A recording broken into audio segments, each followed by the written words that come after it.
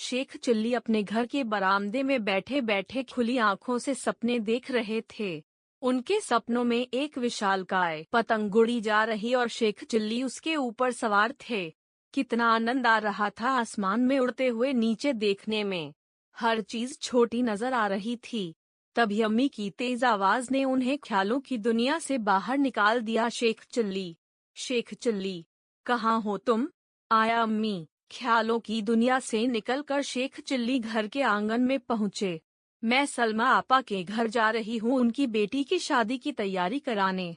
शाम में आऊंगी तो तुम्हारे लिए मिठाइयाँ भी लेकर आऊंगी। तब तक तुम दरांती लेकर जंगल से पड़ोसी की गाय के लिए घास काट लाना।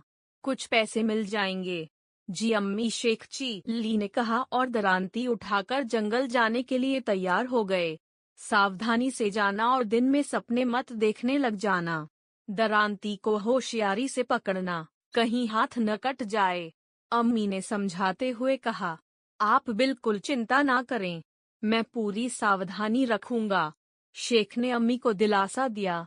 शेख चिल्ली हाथ में दरांती लिए जंगल की ओर निकल पड़े। चलते चलते उन्हें उन मिठाइयों का ध्यान आया जो अम्मी ने लाने को कहा था। कौन सी मिठाई लाएंगी अम्मी? शायद गुलाब जामुन। स्वादिष्ट, भूरे, चाशनी में डूबे गुलाब जामुन। उनके मुंह में पानी आने लगा। अचानक राह चलते ठोकर लगी और शेख चिल्ली वर्तमान में वापस आ गए। ओह, क्या कर रहा हूँ मैं? अम्मी ने मना किया था रास्ते में सपने देखने को। उन्होंने अपने आप को समझाया। खैर, जंगल पहुंचकर दोपहर तक शेख चिल्ली ने काफी घास काट ली। उन्होंने घास का एक बड़ा सा गट्ठर बनाया और उसे सर पर रख कर वापस आ गए। गट्ठर को उन्होंने पड़ोसी के घर देकर पैसे ले लिए। तब उन्हें याद आया कि दरांती तो वो जंगल में ही छोड़ आए। दरांती वापस लानी ही थी, नहीं तो अम्मी के गुस्से का सामना करना पड़ता।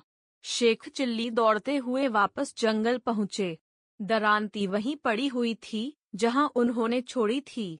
शेख चिल्ली ने जैसे ही दरांती को छुआ, उन्हें झटका सा लगा और दरांती हाथ से छूट गई। धूप में पड़े पड़े दरांती का लोहा खूब गर्म हो गया था। वे दरांती को उलट पलट कर देख रहे थे और समझने की कोशिश कर रहे थे कि आखिर दरांती इतनी गर्म कैसे हुई। वो अभी दरांती का निरीक्षण ही कर रहे थे कि उनके पड़ोस में रहने वाला जुम्मन उधर से गुजरा। शेख चिल्ली को यूं अपनी दरांती को घूरते देखकर जुम्मन ने पूछा, क्या बात है? तुम दरांती को ऐसे क्यों घूर रही हो? मेरी दरांती को कुछ हो गया है, ये काफी गर्म हो गई है। शेख चिल्ली ने चिंतित स्वर में कहा। जुम्मन को शेख की बात पर हंसी आ गई। मन ही मन हंसते हुए ऊपर से गंभीर स्वर में उसने कहा, तुम्हारी दरांती को बुखार हो गया है।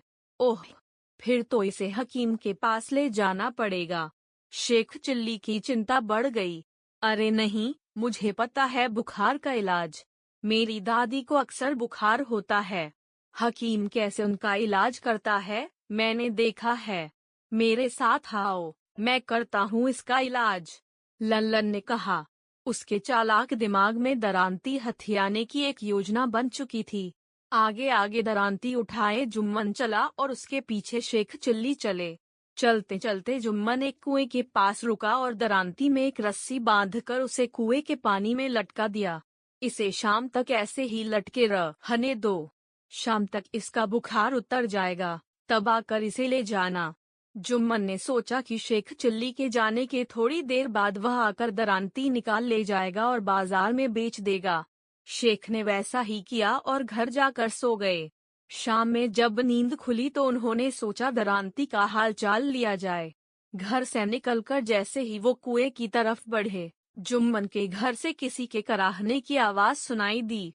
उन्होंने अंदर जाकर देखा, जुम्मन की दादी बेसुध पड़ी कराह रही थी। शेख चिल्ली ने उनका हाथ छूकर देखा, हाथ काफी गर्म था। उन्होंने सोचा, जुम्मन की दादी को बुखार है। जुम्मन ने दिन में मेरी मदद की, मुझे भी उसकी मदद करनी चाहिए। शेख चिल्ली ने आसपास देखा, निकट ही रस्सी पड़ी थी। उन्होंने जुम्मन की दादी को रस्सी से बांधा और कंधे पर लादकर कुएं की ओर ले जाने लगे। पड़ोसियों ने देखा तो उन्हें रोकने की कोशिश की, लेकिन शेख चिल्ली ने किसी की नहीं सुनी और दादी को लेकर कुएं तक जा पहुँचे। कुएं पर पहुंचकर उन्होंने अपनी दरांती कुएं से बाहर निकाली। दादी के लिए दवा लेने जाने के कारण जुम्मन को दरांती निकालने का वक्त नहीं मिला था। शेख चिल्ली ने दरांती को निकालकर एक ओर रखा और जुम्मन की दादी को कुएं में लटकाने की मात्रा की तैयारी करने लगे। दूसरी ओर जब जुम्मन और उसके अब्बा हकीम से दादी के लिए दवा लेकर लौटे तो पड़ोसियों ने बताया कि शेख चिल्ली रस्सियों में बांधकर दादी को कुएं की ओर ले गया। दोनों भागते हुए कुएं तक पहुंचे तो देखा कि शेख चिल्ली दादी को कुएं में लटकाने ही वाले थे। अरे बेवकूफ, ये क्या कर रहा है? जुम्मन के अब्बा ने चिल्लाकर कहा। ओह, आ गए आप। मैं दादी के बुखार का इलाज कर रहा था, शेख चिल्ली ने उत्तर दिया। ऐसे कहीं बुखार का इलाज होता है? किस पागल ने बताया तुझे? जुम्मन के अब्बा ने अपनी माँ की रस्सियां खोलते हुए पूछा। मुझे तो जुम्मन ने ही बताया, शेख चिल्ली ने जुम्मन की ओर इशारा करते हुए कहा। जुम्मन के अब्बा ने घूरकर जुम्मन की ओर देखा। जुम्मन सर झुकाए खड़ा था। उन्होंने डंडा उठाया और जुम्मन की ओर लपके। अब जुम्मन आगे आगे और उसके अब्बा पीछे पीछे। हैरान शेख चिल्ली अपनी दरांती के साथ घर वापस लौट आए, जहां अम्मी गुलाब जामुन के साथ उनका इंतजार कर रही थीं।